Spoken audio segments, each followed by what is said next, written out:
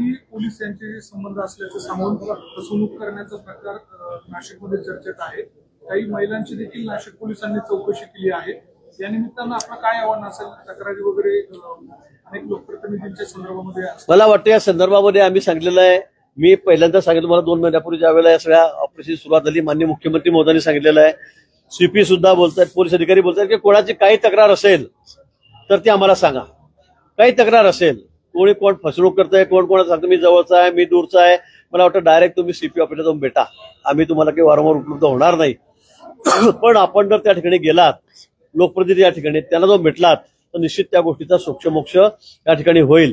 मी मागे सांगितलं की अनेक लोक आहेत, नुसते गुंड नाही, नशा करणारे नाहीत, रात्री हायदोस घालणारे नाहीत, तर त्याचबरोबर भूमाफिया सुद्धा, कोणाचे प्लॉटवर जाऊन बोर्ड लावायचं, कोणाचे जाऊन कंपाऊंड करून घ्यायचं, कुठे जाऊन टपरी लावून द्यायची, हे सगळं चाललेलं आहे। म्हणून मला वाटतं की सामान्य माणूस आहे, गरीब माणूस आहे, गरीब शेतकरी आहे,